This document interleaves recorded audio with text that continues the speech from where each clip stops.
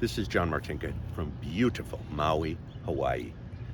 And for your dozing off listening, the subject of working capital in a buy-sell deal, it is confusing to many people. It's confusing to many people in the industry. What is working capital? In simple terms, it is what is needed to operate the business on a day-to-day basis. Now, we'll qualify because especially with SBA loans, you can't have cash included, but accounts receivable, inventory, less accounts payable, accrued liabilities, that's your working capital. And in a simple model, you take the 12-month average of it, that's your target working capital. If it's above that amount, the buyer owes the seller the difference. If it's below that amount, the seller owes the buyer the difference. Now, where does it get confusing? Even more confusing when there's work in process. In other words, big jobs, ongoing, billing.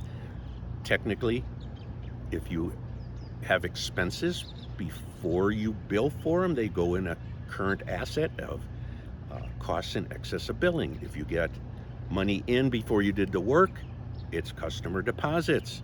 That all adds a wrinkle. Another wrinkle. What if you have deferred revenue? Company gets $120,000 at the beginning of the year, and it's really $10,000 a month for maintenance of some systems on the building, the computers, whatever, it doesn't matter. According to accounting rules, that $120,000 is a current liability.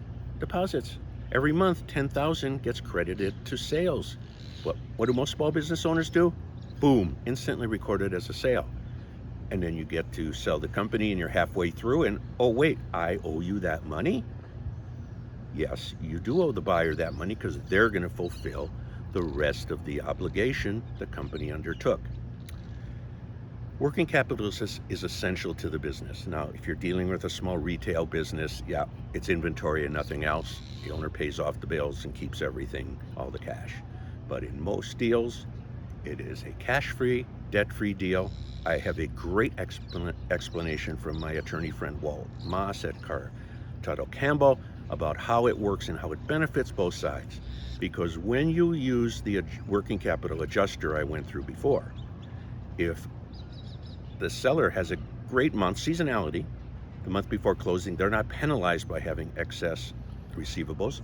And if they have advance collected faster than normal, the receivables, the buyer isn't penalized. So that average gets both parties together on the same wavelength. So again, I know it's super interesting, working capital and a working capital adjuster. Thanks for watching.